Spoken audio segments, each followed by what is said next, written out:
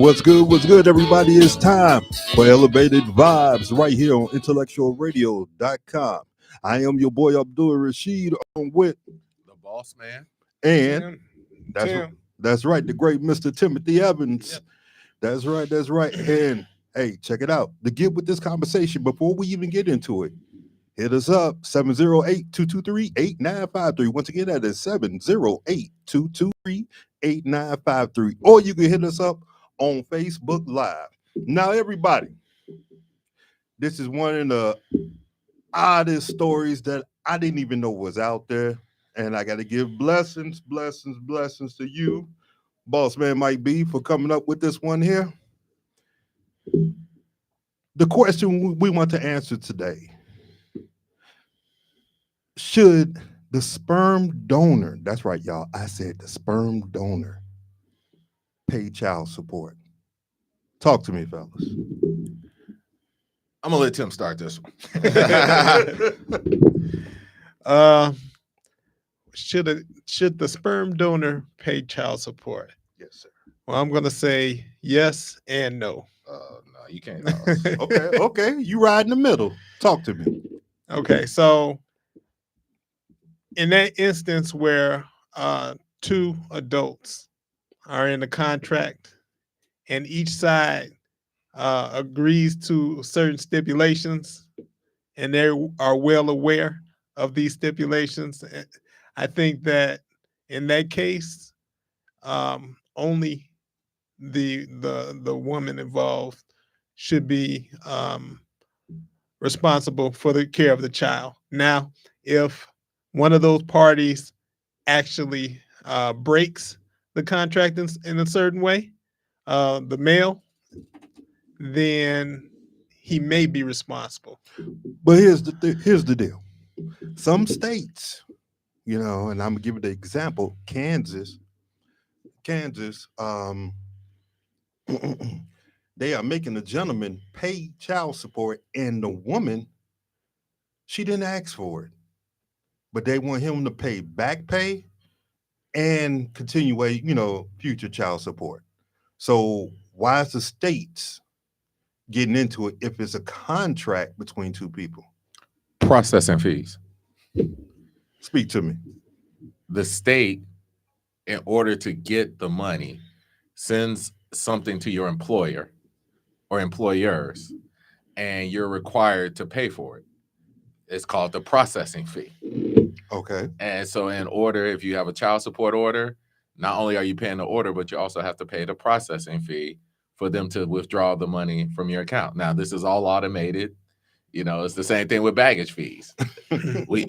Explain to me what's changed between when I first flew a plane in 1981 to now, and we have baggage fees. And there's more, and I can understand it more in 1981 than I can now, because everything's on the conveyor belt. Literally is plane, truck,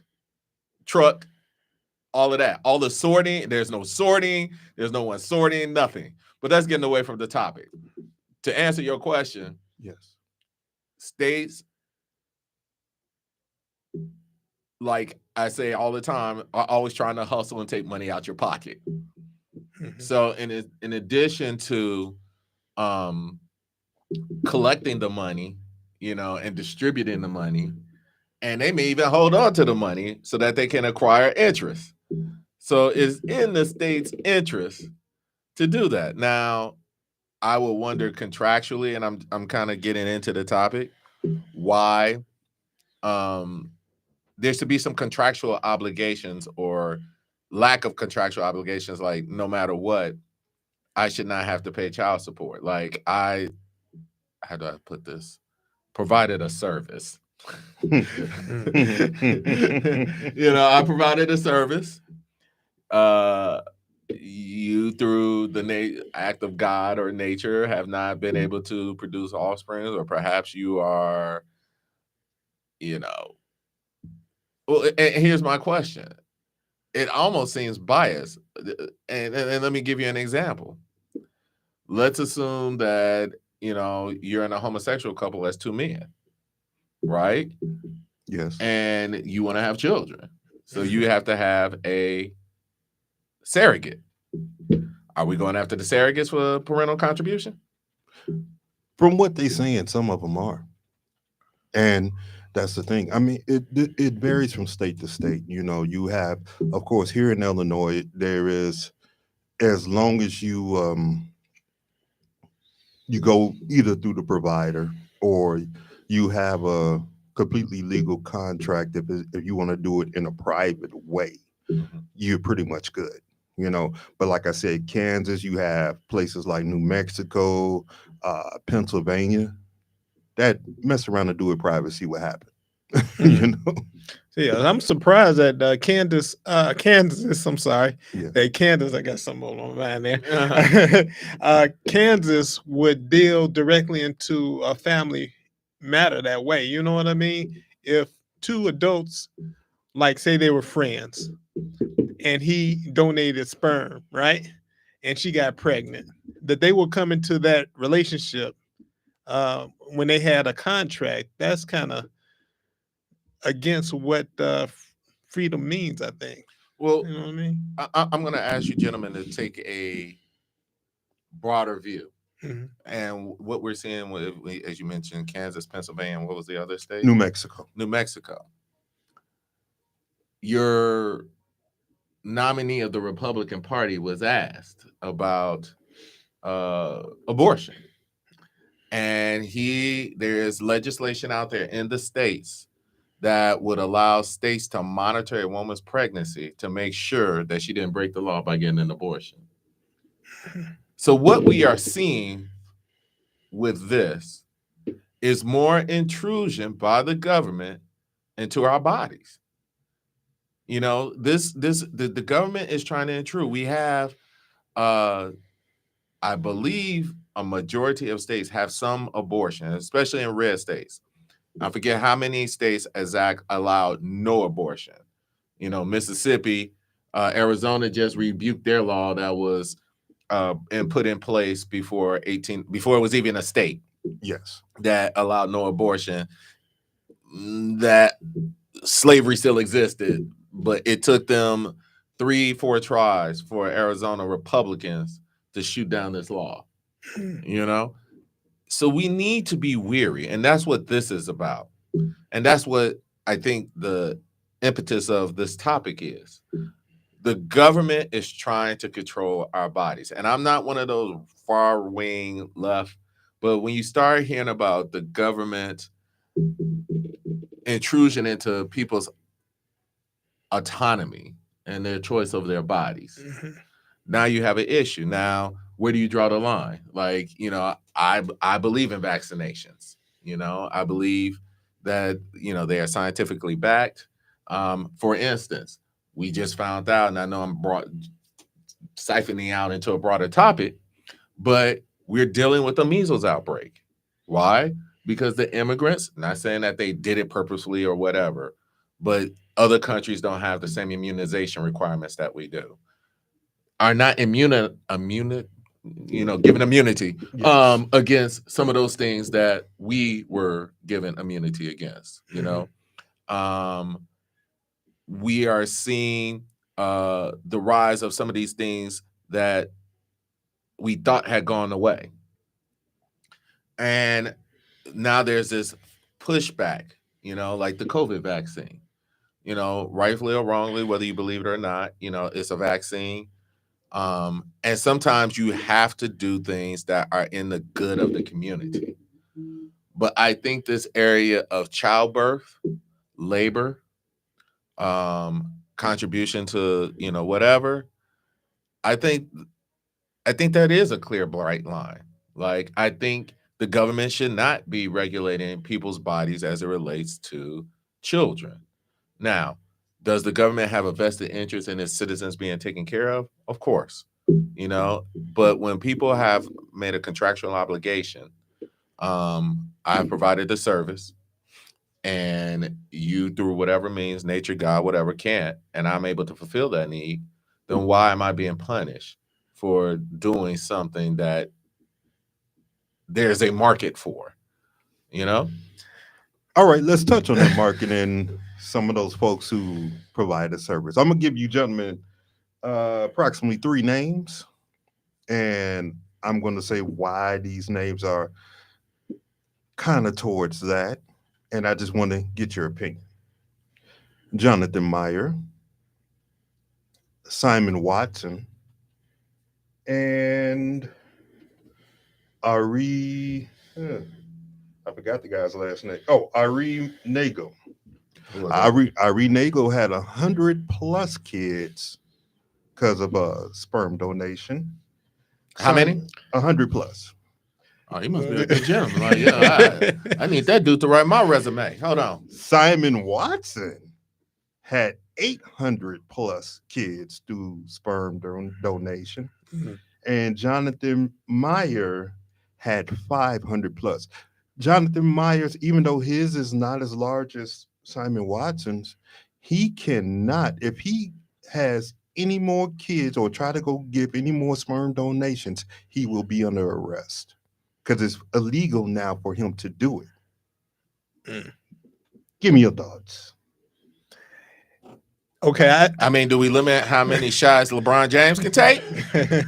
I mean, basketball kids, 2 different things, bro. Yeah, but there's something about these 4 gentlemen that persuaded at least 800 women to choose him. I don't know what that is.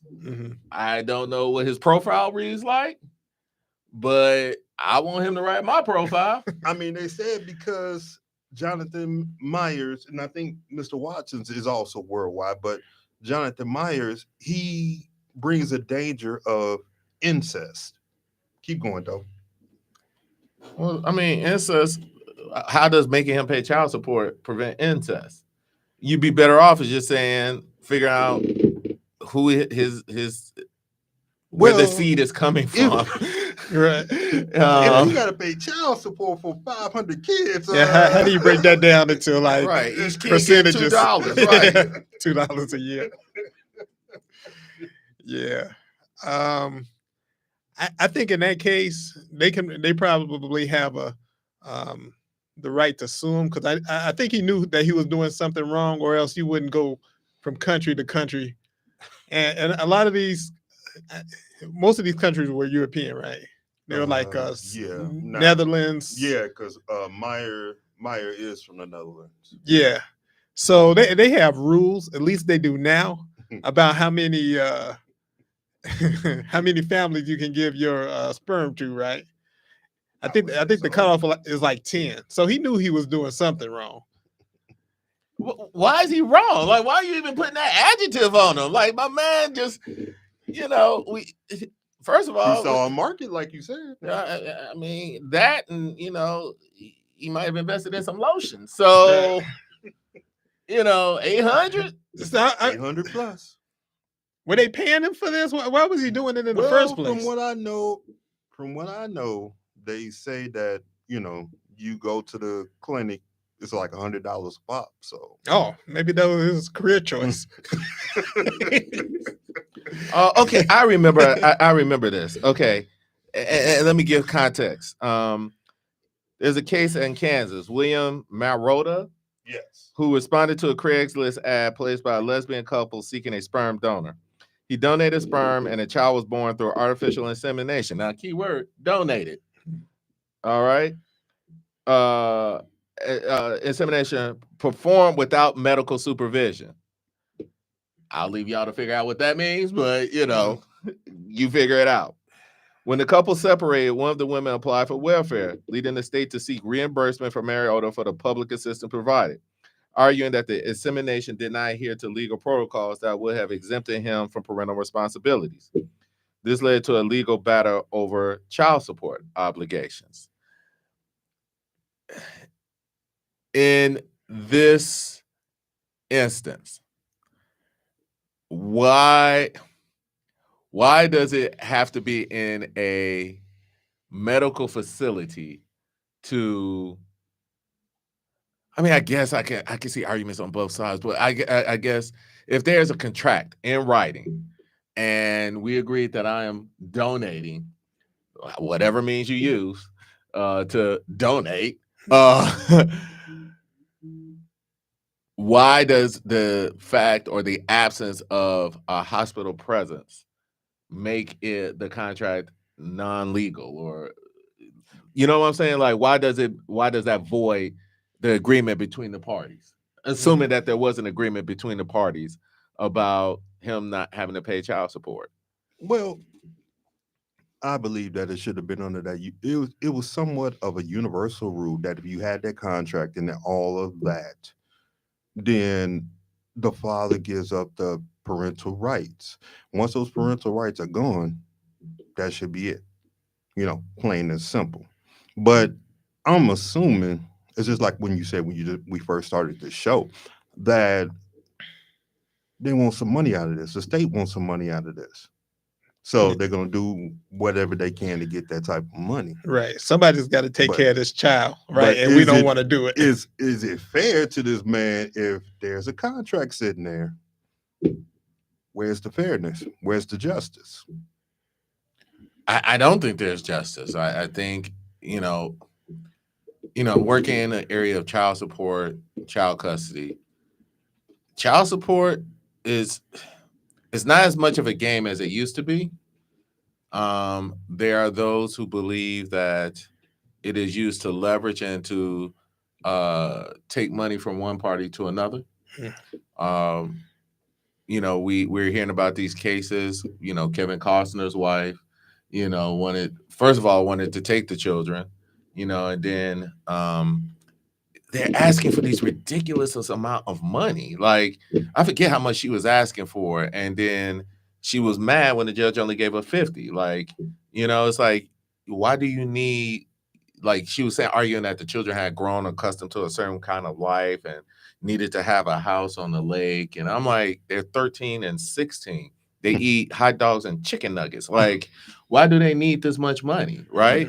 And so we need to figure out a better way to do child support. Now there's two issues, and I'm gonna jump. First is the issue, and my man said it best, Dave Chappelle. He was like, why should I be forced to pay for a child when I've told you clearly I didn't want it? If you have the right to carry the child, I have the right to walk away. Right? I think that's fair. Now, of course, you can argue responsibility and, you should do things, but we also know people, why are you imposing an 18-year sentence on someone who knew or may and knows that they can't afford a child? Now, does that shift the responsibility away from the mothers? Because maybe if there was more equanimity in the child support, women would consider their partners better. You know what I'm saying? Child support allows a mother to make a rash decision and to impose upon another party her will to carry this child to labor and to force him to pay for it. But also that consideration of partners can go both ways, because let's keep it very honest. All right. We do what we do, and we may do what we do with a person that we're doing it with. Yeah, but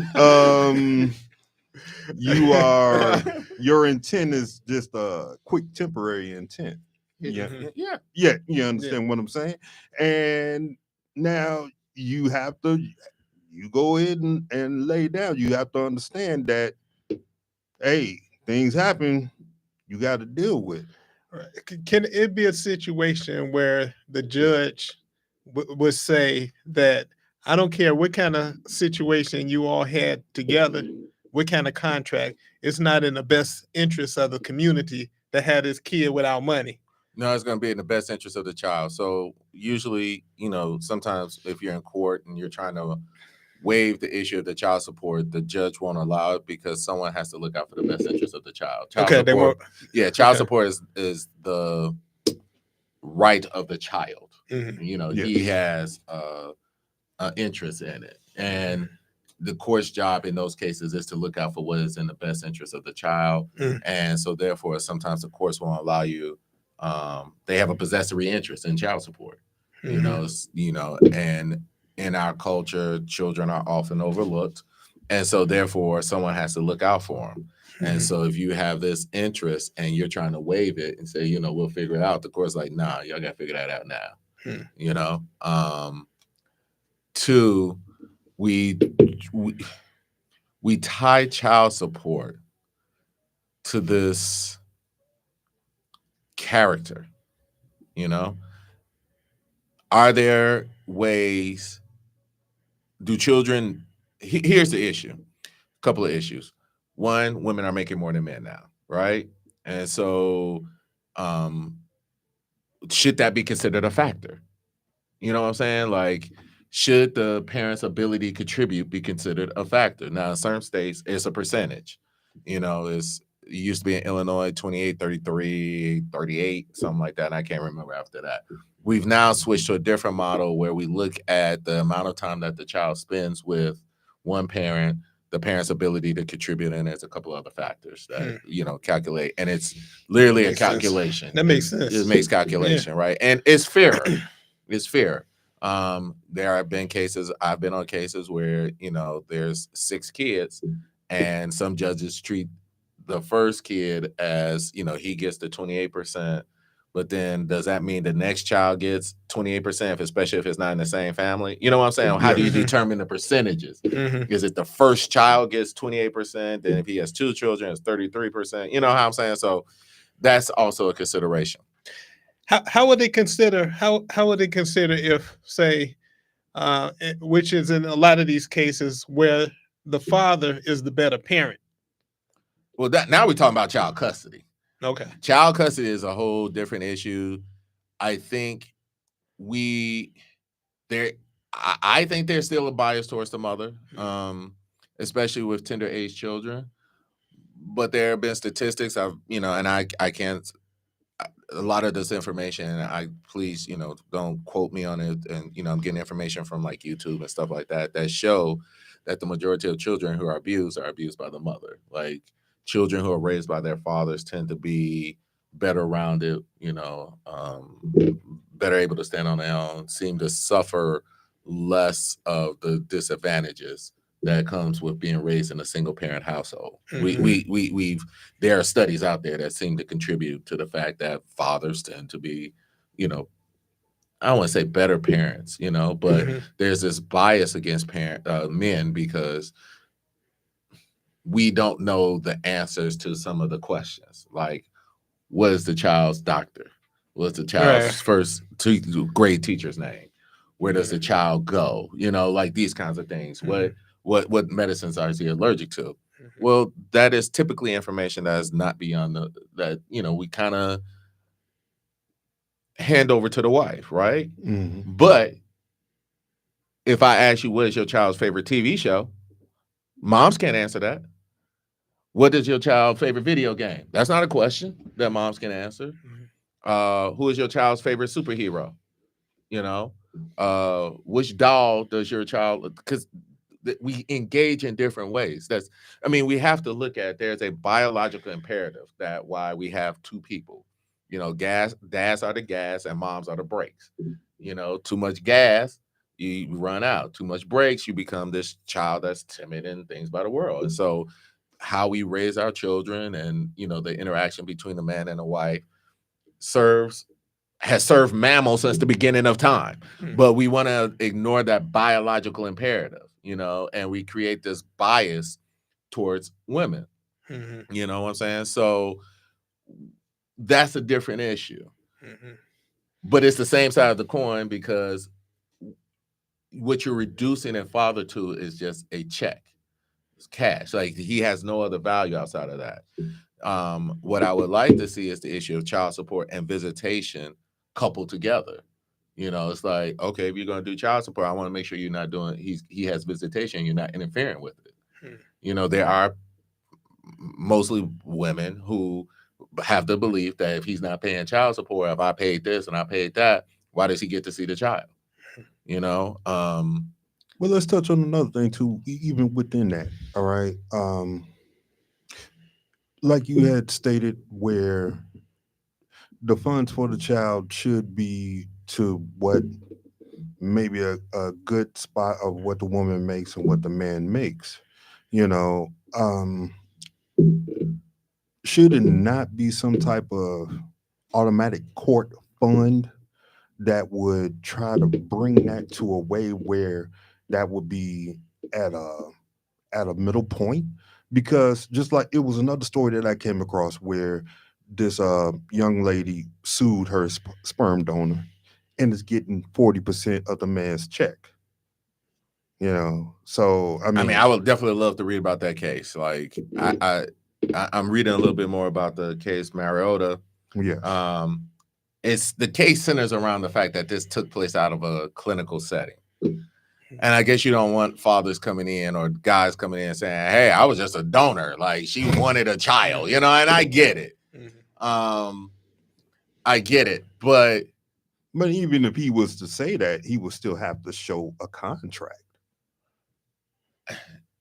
yeah, I would think that would be a requirement, but we also have this thing called oral contracts too. So Right. now, Verbal, yeah. verbal oral contracts. So maybe it becomes one of those contracts that need to be in writing. That's what I'm saying. Now it would have to be something in writing. Just come in oral. Well, then, hey, bro, that's one of those. Like certain contracts have to be in writing. Right. I have a problem with the fact that why do I have to pay to be in a legal setting into a medical setting? It just seems like another way for people to take money out your pocket. You know what I'm saying? Like, I why is the imprimatur of it taking place in a lab the basis? Yes. Like if these three people sat down, wrote out a contract and said, this is how we're gonna do it, and it just seems very intrusive by the government. Like, what is the government's angle? Like, why is the imprimatur of the taking place in a lab the panacea for whether or not I have to pay child support? Well, I believe it's like what you said with they want that cash out of you, and it's also like what you said from an earlier show that trying to remember how you put it, because we was talking about abortion, and you had said that they care about you before you're born, but once you're born. Okay, check this out. I got a way to solve all these problems. Okay, come on with it. All right. The government tells you when you can have the baby. That's it. Nobody can have a baby unless we tell you can have a baby. Nah, dude. We've seen they kind of do that in China. Shows. They kind of do that in China right now, bro. We've seen that in the sci-fi show. So it's harsh. The government does not belong in the bedroom. Period. Like, your government does not belong. What two consenting adults do, or three, or four. I mean, you can have all the sex you want. Nah, but you can't have kids for a child, right? You got. So I got to have a license to have a child? No, you got to have a license. No, it's a very important thing. No, it's very important. Who? Given this country's history, this country it's unrealistic. It's definitely unrealistic. Like I said, they do something like that in China now. They would actually. Well, it's the one law, the one child law, and they're suffering from it because it has led to a population decrease. Like, you got to let nature do what it's got to do. You know what I'm saying? So here's the issue. Going back to your point, yes. Our country is rich because we don't pay out, Of course. If we had decent and affordable daycare, decent and great schools, we this wouldn't even be an issue, Mm-hmm. But here we are, in the great state of America, and you go to work to pay back your daycare. Your paycheck is literally going straight to the daycare. You are, if you're not working, or if you we don't want to pay you a living wage so that you can take care of children, and we're going to suffer the same decline that Japan is seeing, because it's just so cost prohibitive to have children. Hmm. You know, so the government should be doing everything it could to encourage this. You know, you and I will be the first generation where there may not be enough of Social Security because there's not enough going in.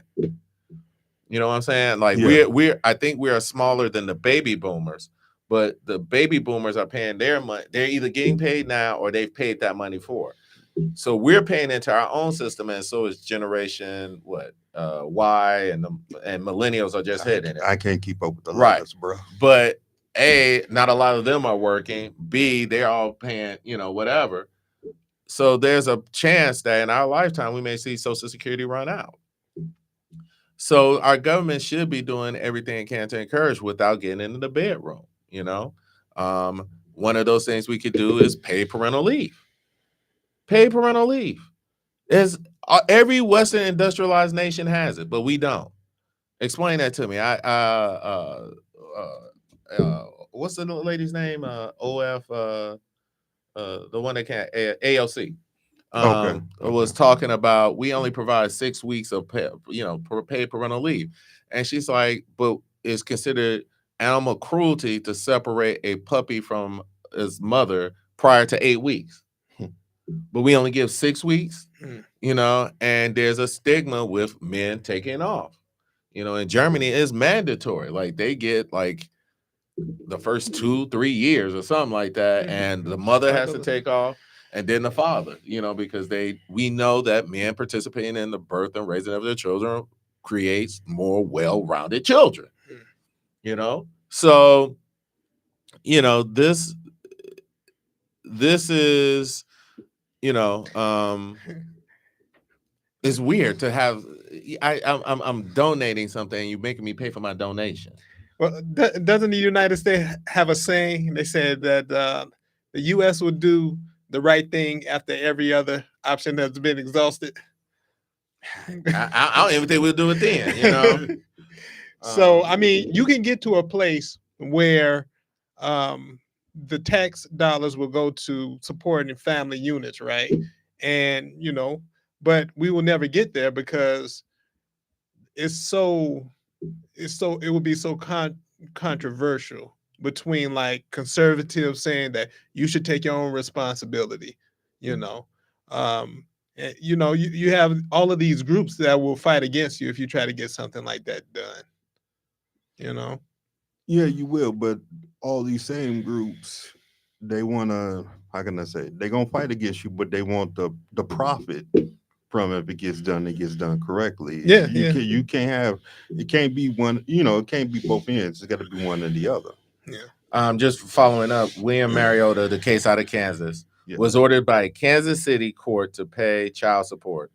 The decision came despite Mariota having signed documents waiving his parental rights because the artificial insemination was not performed by a licensed physician, a requirement under Kansas law to absolve a sperm donor from parental responsibility. Here's my issue with this, and I wasn't thinking about it before. This penalizes poor folks. We know artificial insemination costs money. It costs money, right? Why is the if this form, waiving parental rights, waiving all of this is a form you could put on, and you can have a standardized form, required to be notarized. Mm-hmm. You know what I'm saying? There are steps that you can take to make documents official. But why is he being punished? It sounds like they did it. Like, we understand what we're going to do and things like that. But the Kansas City court rationale was that it was not performed by a licensed physician, a requirement under Kansas City law to observe a sperm donor from parental responsibility. The ruling emphasizes the importance of adhering to legal protocols and sperm donations to prevent similar consequences.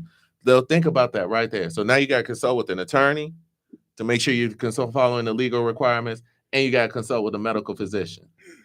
And all you're trying to do is have a child, right? Yes. So this penalizes poor folks. You know what I'm saying? So, and if you think about it,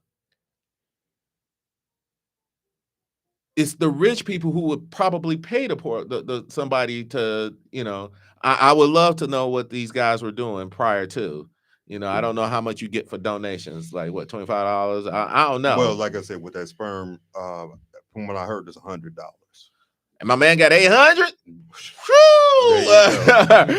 There you go. And he went a couple of more times. So, yeah, of course. So that's just 800 recorded. Right.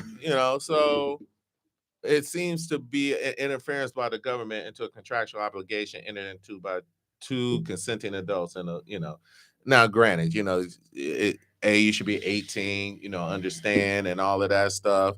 Yes. The parents should, the parents who are going to receive the child should have to sign documents saying we're never going to sue for child support and we're solely relying upon ourselves and our own financial means to raise this child. There's, and what do you do in the case of an anonymous sperm donor? Like, you're going to force everybody to be anonymous. Yeah, and then here's the touch with that, which I was going to bring that just so we could touch on it. Now that you have a lot of people looking up their DNA, genetic history, family history, and all that, what was anonymous with this, because you do have anonymous sperm donors. Now, the children can find out, okay? And, I'm not saying that the children will go after the individual and all that, but still, if the child is looking to see who their father is, now here comes that conversation. Now here comes that mental strain, and how is that? There has to be a new way to set up the system. You know what? I can't think of a worse idea than having an anonymous sperm donor. You don't know what you're going to get. No, they give them characteristics and, so this guy is, 6 foot, Dutch English. They just black don't give hair. the name? Yeah. Okay. Yeah, like the name is separate. like the name is kept somewhere, the donation is kept somewhere, and all of that. Mhm. And I think some cases it has to remain confidential, and some cases it can be released after such a time. Mhm. But and of course, in this medical history, they have to disclose, genetic diseases that they're aware of Mhm. and things like that. To my point, this guy, I don't know how he was doing it, but he must have wrote a heck of a profile. Yeah, I'm 6'2", Dutch with a very I'm in very wide- Parliaments. I run the IQ. CEO medical equipment. I was number 4 in my class in grammar school. I graduated, summa cum laude. I graduated magna cum laude from Harvard. Something. And I took a dual degree at MIT. So I want that too. You know what I'm saying? So Right. we have to think about that and what that means. But this is one of those cases where the government's reach outsees its grasp. It doesn't. Just real quickly, in North Carolina, a case involved Anthony Garrelts, who entered into a verbal agreement to provide sperm for Erica Glenn and her partner for artificial insemination. The insemination was carried out without a licensed physician. After Glenn moved states and the relationship dynamics changed, she sought public assistance, which led the state to pursue child support from Garrelts.